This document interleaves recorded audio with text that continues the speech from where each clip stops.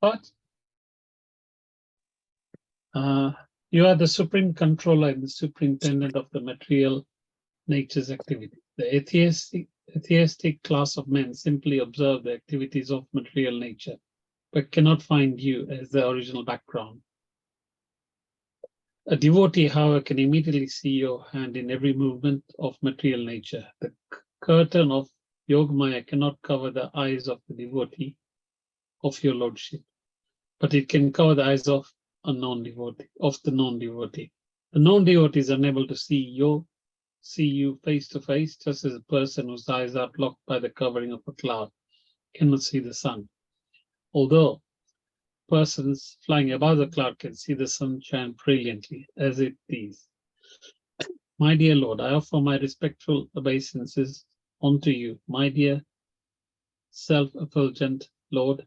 I am your eternal servitor. Therefore, kindly order me. What can I do for you? The conditional soul feels the pangs of material contamination as the threefold miseries as long as you are not visible to him.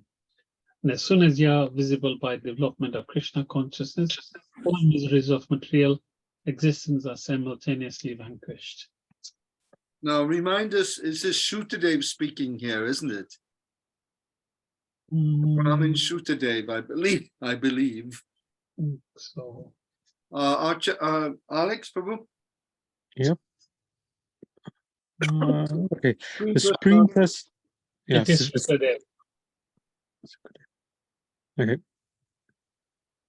The Supreme Personality of Godhead, Krishna, is naturally very much affectionately inclined to his devotees. When he heard Shukadeva's prayers of pure devotion, he was very pleased and immediately caught his hands and addressed him thus: My dear Shukadeva, all these great sages, brahmanas, and saintly persons have been very kind to you by personally coming here to see you. You should consider the opportunity to be a great fortune for you. They are so kind that they are traveling with me, and wherever they go, they immediately make the whole atmosphere as pure as transcendence, simply by the touch of the dust of their feet. Hare Krishna. People are accustomed to go to the temples of God. They also visit holy places of pilgrimage, and after prolonged association with such activities for many days by touch and by worship, they gradually become purified. But the influence of great sages and saintly persons is so great, by seeing them, one immediately becomes completely purified. Hare Krishna. Yeah, this is the effect of A.C. Bhaktivedanta Swami Prabhupada. He had that effect on not only people visiting holy places who are tuned into Vedic culture and accustomed to namaste and offering obeisances and bowing down and worshipping Tulsi, these very simple things that for Western people, this is a great mystery and a very, very strange behavior. The first time I visited Bhaktivedanta Manor, 5th of January, 1979, I was shocked in the morning after Mangalarti. Everyone bowed down to a plant. They brought a plant into the room with a dress on. I could not believe it. I was like, what the heck is this? I mean, I was trying to accept it, but it was bizarre that people bow down to a plant. Yeah. This is, for you see, you've grown up with Tulsi, and it's part and parcel, and you accept it naturally. But I tell you now, from an outsider, this is paganism. Yes, it's paganism. You're worshiping the nature, you're worshiping plants, bowing down to a plant, singing to the plant, offering incense to a plant. it's almost like idol worship, you know. Yeah, So, I can give you first-hand example of that. When people ask me what, where you come from, or what kind of, I mean, I made mistake once of telling them the truth and what kind of background I've got, and they really thought I was really backwards. yeah, And that's they, the impression to yeah, ignorant people. Ignorant people can't. So it took me, I think, about 3 visits to the temple to begin to accept that a plant has a soul. yeah, I thought only human beings and animals have a soul, you see. So and then now we realize that she's a goddess, yeah, and she's Vinda Devi, and these are her expansions in the material world, and we can offer respects to Vinda Devi through her plant form. But it's all very mysterious and bizarre at times. So I can understand. So we're becoming purified by association with devotees, and our intelligence.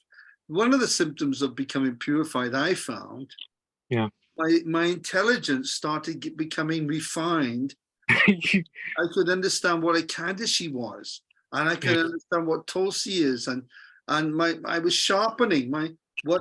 intelligence was getting sort of purified or sharpened Yep. to understand very difficult concepts. So, but you see, your Patels, Lakanis, you Mm. people already, you're born into it. It's in your blood. It's in your culture. It's in your family. It's normal. So you're very fortunate, but you don't realize it because No, you won't see the wood for the trees. But yeah, Hindus, when I first visited, I used to think these Hindus are amazing people. They already know all this stuff. yeah, I was mesmerized by the Hindus. yeah, yeah. Anyway, that's my experience personally. Yeah, I mean, for us, I suppose it's easier to accept. But when we're in Malawi, in Africa, Tulsi Maharani was obviously in outside in the compound because obviously Oh, the weather so, was great. so nice. Whereas when you come here, and I probably saw the first time in Radhadesh when Maharani was brought with like a sari type dress Yeah. covered. That's the first time. Whereas Oh, in Malawi, we never had that. Okay. it'd be like in Mauritius as well. In Mauritius, in the garden, they have Yeah, a concrete or a stone sort of a plinth, and then the soil is put in the middle, and she's just growing very nicely outside. yeah. Which is really very, very nice. I mean, anywhere we have a Tulsi upstairs here, and we have special lights. Yeah. To put. We had her in the conservatory, but the other plants, unfortunately, the flies were going from one plant to another, and they were dying because they were getting contaminated. So we got her in her own space upstairs now. Anyway, moreover, the purifying potency of pilgrimages or worship of different demigods is also achieved by the grace of saintly persons. A pilgrimage site becomes a holy place because of the presence of the saintly persons. My dear Shruta, when a person is born as a Brahmana, he immediately becomes the best of all human beings. And if such a Brahmana, remaining self-satisfied, practices austerities, studies the Vedas, and engages in my devotional service, as it is the duty of the Brahmana, or in other words, if a Brahmana becomes a Vaishnava, how wonderful is his greatness. My feature of four-handed Narayan is not so pleasing or dear to me as a Brahmana Vaishnava. Brahman means one who is well conversant with Vedic knowledge. A Brahmana is the insignia of perfect knowledge, and I am the full-fledged manifestation of all gods. Less intelligent men do not understand me, nor do they understand the influence of the Brahman Vaishnava. They are influenced by the three modes of material nature, and thus dare to criticize me and my pure devotees. A Brahman Vaishnava or a devotee already on the Brahmanical platform can realize me within his heart, and therefore he definitely concludes that the whole cosmic manifestation and its different features are effects of different energies of the Lord. Thus, he has a clear conception of the whole material nature and the total material energy, and in every action, such a devotee sees me only and nothing else. That's one verse from Bhagavad Gita there in the 7th chapter. Same pashati, yome pashati sarvatra. The one who sees me everywhere and everything in me, he is very, very dear to me. And this is because a devotee is seeing the Lord in everything. And this is one of the symptoms of becoming purified. You just see, Krishna everywhere. And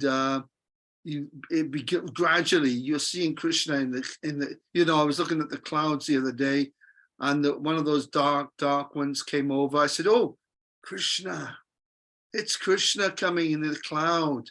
And then I saw something else, and you think, and one day you turn around and there's Krishna in front of you, shaking your hand.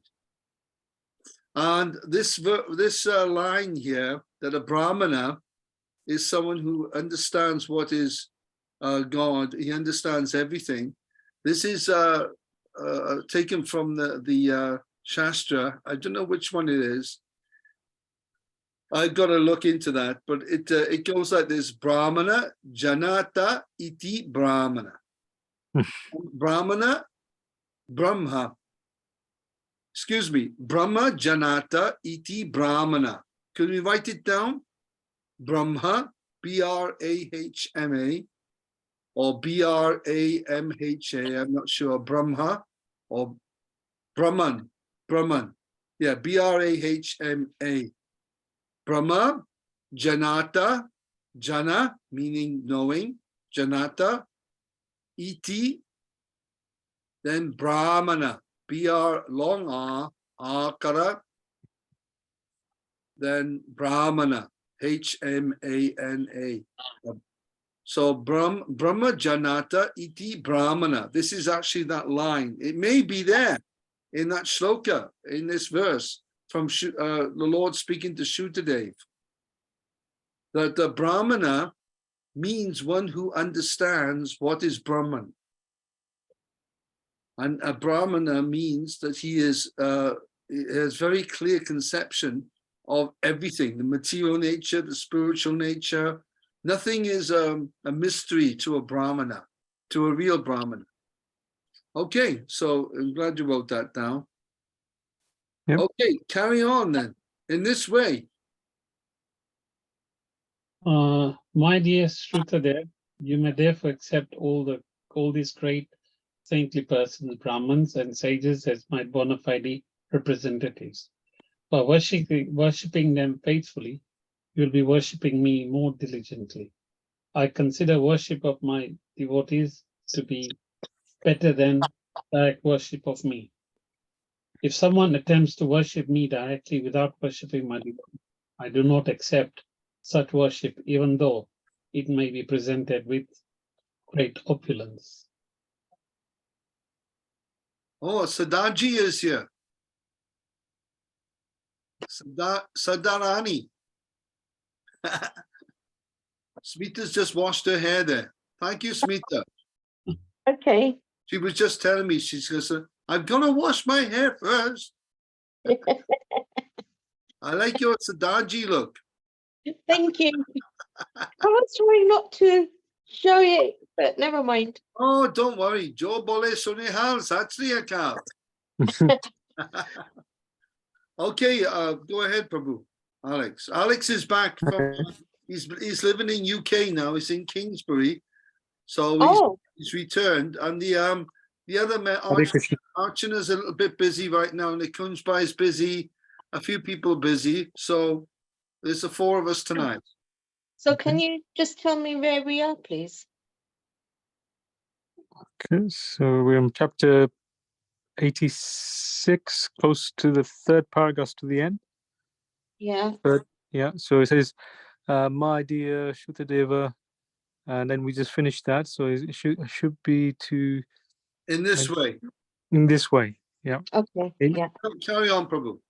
In this way, both the Brahmana Sutadeva and the king of Mithila, under the direction of the Lord, worship both Krishna and his followers.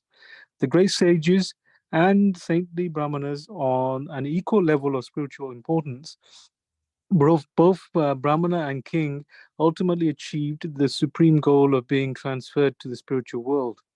The devotee does not know anyone except Lord Krishna, Hare Krishna, and Krishna is most affectionate to his devotee.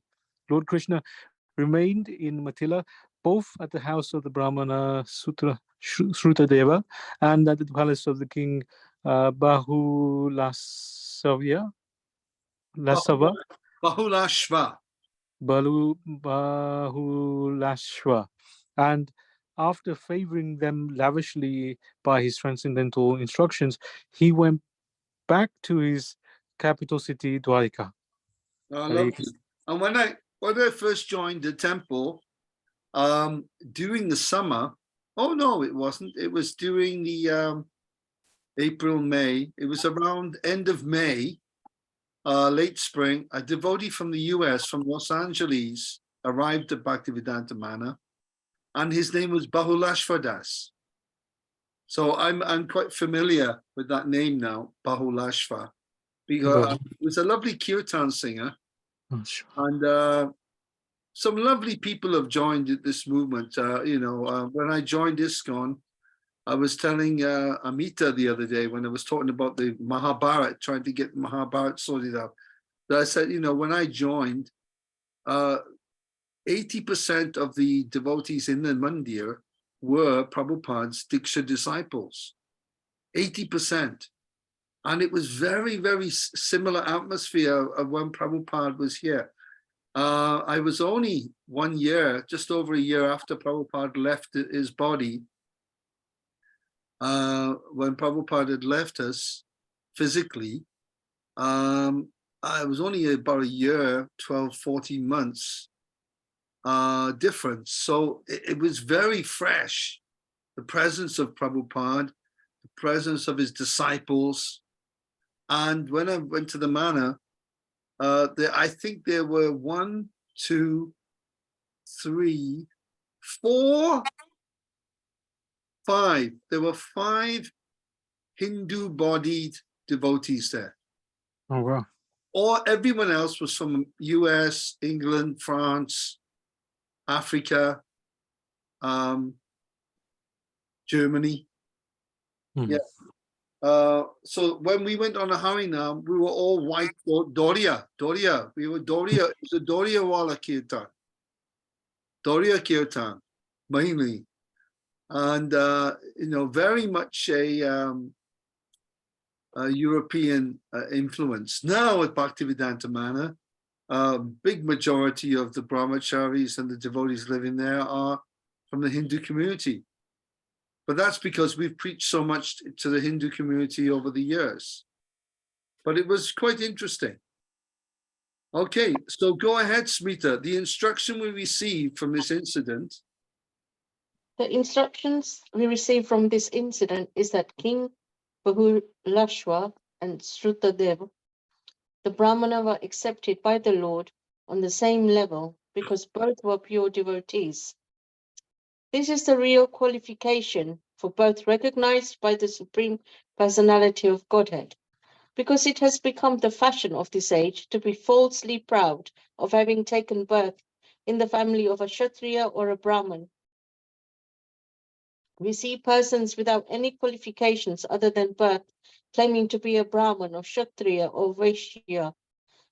But as stated in the scriptures, Kalu Sudra Sambhavaha In this age of Kali, everyone is born a Sudra. This is because there is no performance of the purificatory processes known as samchakras, Samskaras. samskaras, which begin from the time of the mother's pregnancy and continue up to the point of the individual's death. No one can be classified as a member of a particular caste, especially of the higher caste, Brahmana, Kshatriya, or Vaishya, simply by birthright. If one is not qualified by the process of the seed-giving ceremony or Garbhadhana Samskar, he is immediately classified amongst the Sudras, because only the Sudras do not undergo this purificatory process. Sex life without the purificatory process of Krishna consciousness is merely the seed-giving process of Sudras or the animals. Krishna consciousness is therefore the best process of purification. By this process, everyone can come to the platform of a Vaishnava, which includes having all the qualifications of a Brahman. The Vaishnavas are trained to become freed from the 4 kinds of sinful activities: illicit sex, indulgence in intoxicants, gambling, and eating animal foods. One cannot be on the Brahminical platform without having these preliminary qualifications, and without becoming a qualified Brahmana, one cannot become a pure devotee. Thus ends the purport of the 86th chapter of Krishna, the kidnapping of Subhadra and Lord Krishna's visiting Shrutadev and Bahulashwa. Okay. So yeah, Prabhupada has said many times actually in this Krishna book that we've read now, that becoming a devotee automatically means you become a Brahmana, because a devotee is clean. They take bath every day. They put on tilak. If you can't put on tilak, you put on water tilak, you put the mantras on. So becoming a devotee of the Lord automatically means you adopt Brahminical habits. Whether you're born a Brahmin or not is of no consequence, because in Kali Yuga, even the Brahmins, they haven't got the correct knowledge. Many of the Brahmins, I mean, I started a youth club in Leicester in 1981 called at the Brahma Samaj. They just bought the building, 1981 or 81, I think it was. And it's still there today. They've got a statue of Mahatma Gandhi outside. Have you seen it? The Brahma Samaj on Belgrave Road. So it's still there, Brahma Samaj. And I was going to that Brahma Samaj, and I negotiated with the temple president and everything that I can do a youth club there, and they allowed me to have space. And I was doing it for their kids, and I noticed that the Brahmins, nobody wore a dhoti, no dhoti wallas there. Even when they were doing puja, they were wearing trousers, pants. They would put their janoi. What they did is they took their janoi, put it outside their suit. All right. So they put the janoi outside their suit to show that they were Brahmanas, All right. which I found hilarious. And when we discussed things, they didn't really understand, because they haven't got a guru. They haven't got a qualified guru. So I'm not knocking them in any way, because I had a lot of friends there. Ramesh Bhattacharya, a very dear friend of mine from Harkin Street in Leicester. And I was based in Leicester for a long time, actually. So the problem with the Brahmin community came with Shringi. You know the story, don't you? How it started, the degradation of Brahminical culture in Kali Yuga. Maharaj Parikshit was cursed by the son of one Muni, Samaka Rishi, and his son was called Shringi, and he cursed Maharaj Parikshit to die in 7 days because he had placed a snake around his father's neck, and the dead snake. And because he had wrongfully done that, he began the degradation of Brahminical culture, which is required for Kali Yuga. Kali Yuga cannot progress without the Brahminical culture becoming degraded. So it's the plan of the Lord that the Brahminical culture becomes degraded, so that Kali Yuga people can fulfill their sinful desires in Kali Yuga. We know what people are like in Kali Yuga. We don't have to go into the details, but it's all perverted, it's abusive, it's exploitive, and it's wicked. Kali Yuga is a wicked age, where wicked souls who have wicked intentions, they can fulfill their desires. But in so doing, they have to also go to that place where the wicked desires are being purified in the Yama Sadhan. So this is Kali Yuga, but there is a loophole in Kali Yuga with the Yuga Dharma, that for a period of time, a considerable period, which ascends to 5,000 years. So there's an ascending process of purification for 5,000 years, and then it degrades. So the peak of Sankirtan, this movement by Lord Chaitanya Mahaprabhu, is not for another 4,500 years, I'm afraid, folks. Okay. It's a long time before it gets to the best, to the highest, where it has the most influence in the world. Then it becomes degraded. And I can tell you, in 4,500 years' time, there's going to be no cars around. It's going to be more rural. Things will be back to how they should be. This is just a temporary, Prabhupada said, this industrial revolution, it's a very short-lived 400-year period. But during this period, the Sankirtan movement spreads all over the world. So let's start now with chapter 87, Jai Shri Krishna Buddha, very long and intensely philosophical chapter called Prayers by the Personified Vedas, chapter 87. King Parikshit inquired from Sukadeva Goswami about a very important topic in understanding transcendental subject matter. His question was, since Vedic knowledge generally deals with the subject matter of the three qualities of material world, how then can it approach the subject matter of transcendence, which is beyond the approach of three material modes? Since the mind is material and the vibration of the words is material sound, how can the Vedic knowledge, expressing by material sound the thoughts of material mind, approach transcendence?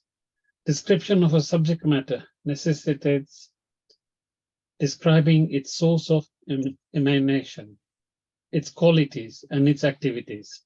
Such description can be possible only by thinking with the material mind and by vibrating material words. Brahman, or the absolute truth, has no material qualities, but our power speaking does not go beyond the material qualities. How can Brahman, the absolute truth, be described by your words? I do not see how it is possible to understand transcendence from the expressions of material sound. Yeah, I think this is referring to at the beginning there, if I'm not mistaken, to Bhagavad Gita 245. Who can find Bhagavad Gita 245 so that we can see what the point being mentioned here is referring to? This is where we do some research, Alex. Research time, folks. Who's going to be the first to find the verse and to quote it? I teach these verses in level 3. This one comes up in level 3 of a Shlokaship class. If you want to learn Shlokas, then you can join us on a Friday evening at 7:30. I'll try. Trai Gunya Vishwa Veda, Nistraya Gunaya Pavrajuna, Nirvadavo, Nitya Sattva Sito, Nirogya Kshema Attamam. Translation. The Vedas deal mainly with the subject of the three modes of material nature. O Arjuna, become transcendental to these three modes.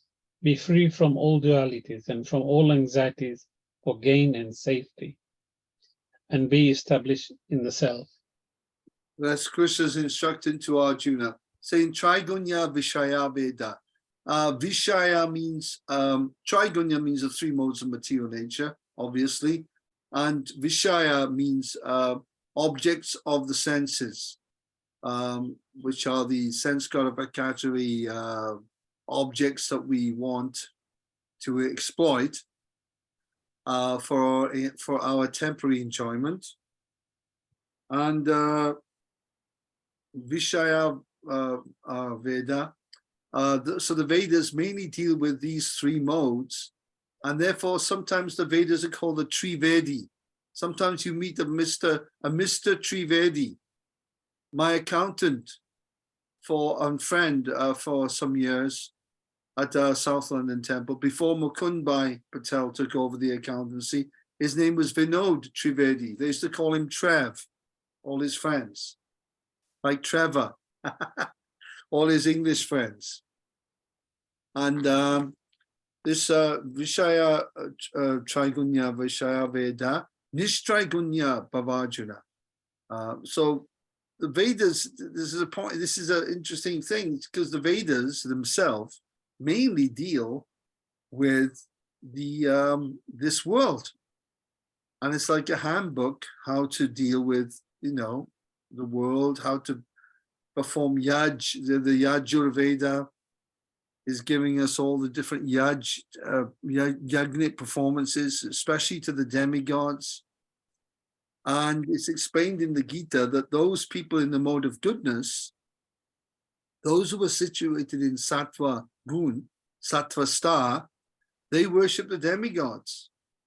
And those in the modes of passion, Rajagun, they worship human beings or powerful people on this planet, kings, presidents, and they hold these in high regard. Or now today we have movie stars and pop stars, rock stars, etc. They're worshipped by people. And then in the modes of darkness, we've got the ghosts and spirits and the nature, worshipping the material nature, except not worshipping Tulsi. That's considered Shuddha Sattva. And worshipping Krishna and Vishnu is Shuddha Sattva. It's above. But the mode of goodness, Krishna says, is those people worshipping the demigods.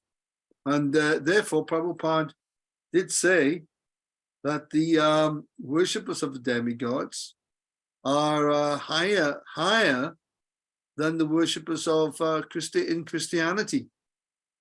He did say that, which is I was surprised, but he said because it's Vedic culture, and worshipping the demigods means restraining your senses, and especially eating vegetarian, not that you're eating cows. Unfortunately, as nice as Christianity and Islam is, as religions, they've definitely got high merits, but they're cow killers, and therefore they are considered Malecha and Yavana, way below Vedic culture. Okay, Alex, go ahead, Prabhu. The purpose of King Parikshit's inquiry was to ascertain from Sukdeva Goswami whether the Vedas ultimately describe the absolute truth as impersonal or as personal. Understanding of the absolute truth progresses in three features: impersonal Brahman, Paramatma, local localized in everyone's heart, and at last, the Supreme Personality of Godhead, Krishna. Okay, do you want me to carry on? Yes, please. Okay. The Vedas deal with three departments of activities. One is called Karma Kanda, or activities under Vedic injunction, which gradually purify one to understand his real position. The next is Jnana Kanda, the process of understanding the absolute truth by speculative methods. And the third is Upasana Kanda, or worship of the Supreme Personality of Godhead, and sometimes of the demigods also. The worship of demigods recommended in the Vedas is ordered with an understanding of the demigod's relationship to the personality of Godhead. The Supreme Personality of Godhead has many parts and parcels. Some are called swamsas, or his personal expansions, and some are called Vibhinamsas. They're living entities. All such expansions, both swamsas and vibhinamsas, are emanations from the original personalities of Godhead. Swamsas expansions are called Vishnu Tattva, whereas the Vibhinamsas expansions are called Jiva Tattva. The different demigods Very are much. Jiva. That's great. Yes, great. Yeah. Yeah, so there's Swangsha and there's Vibhinangsha.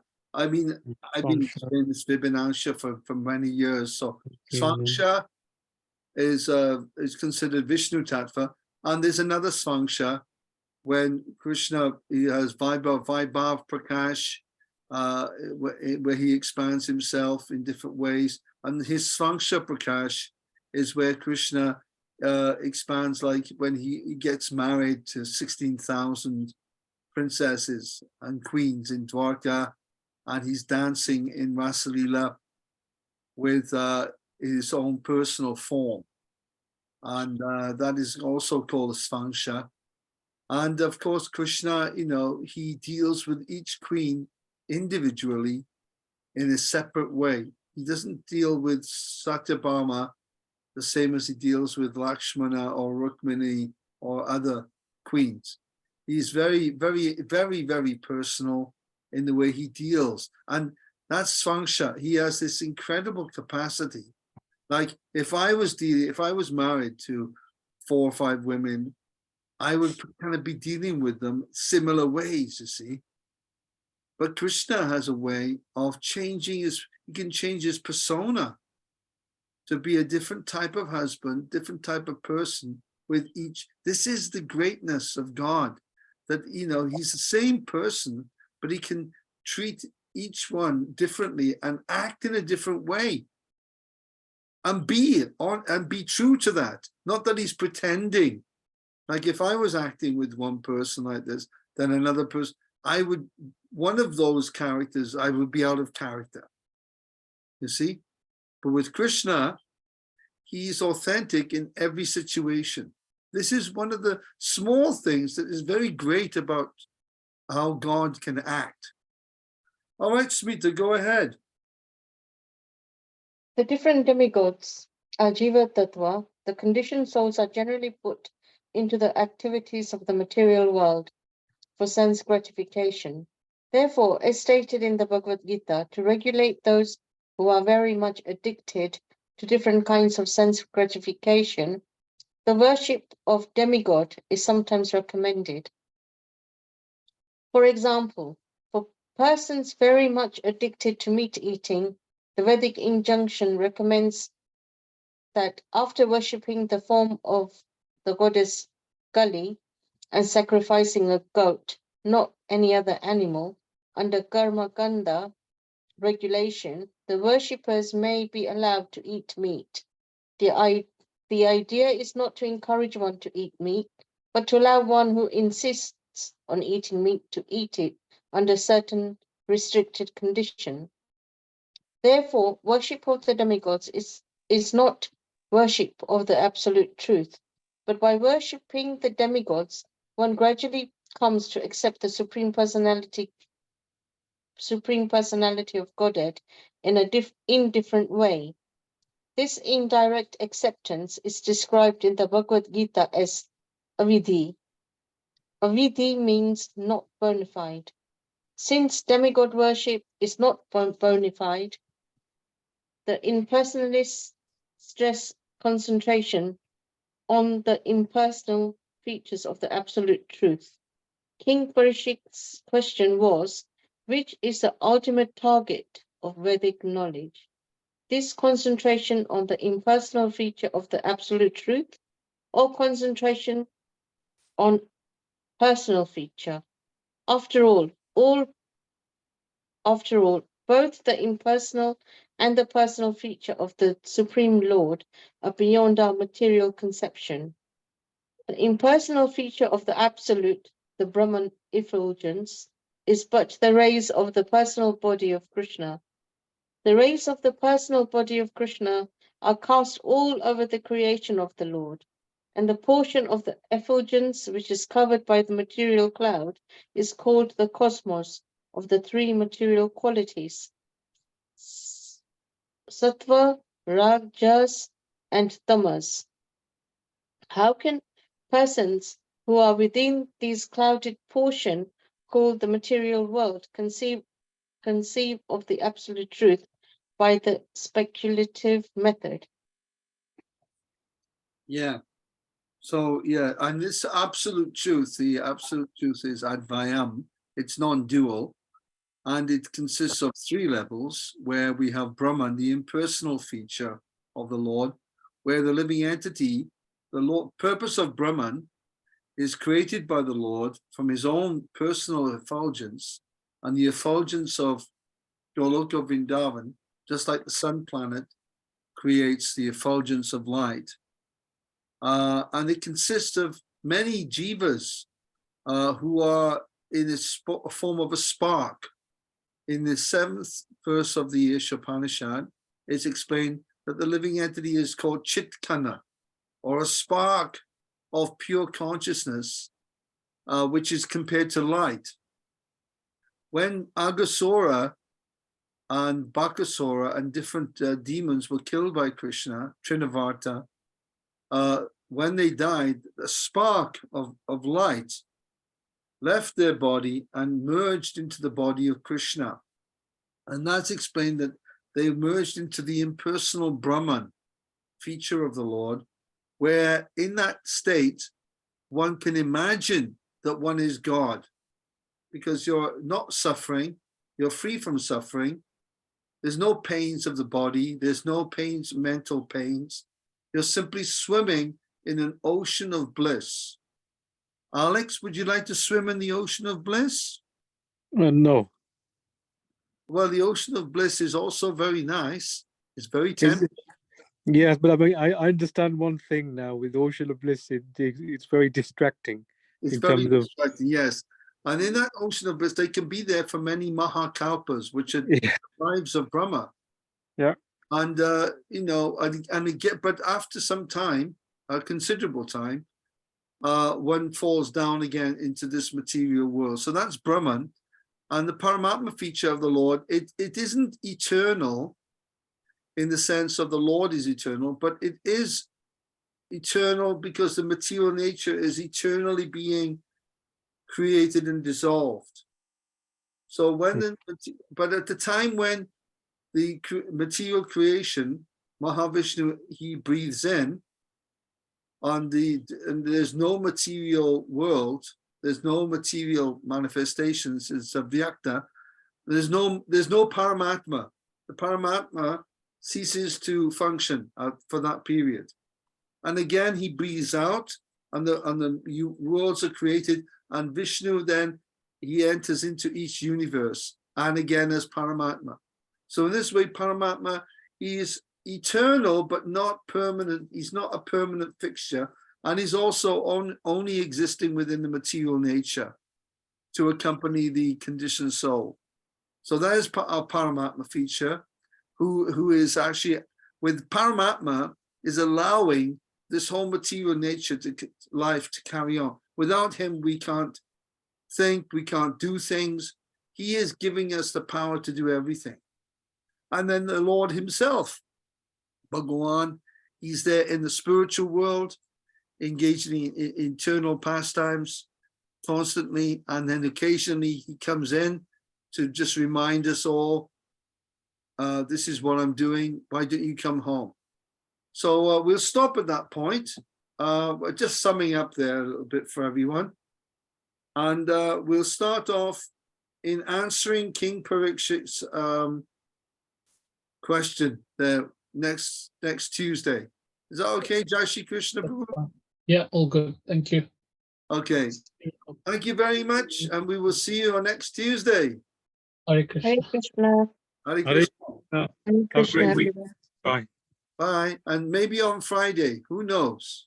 Yes, maybe. Hare Krishna. Hare Krishna. Hare Krishna.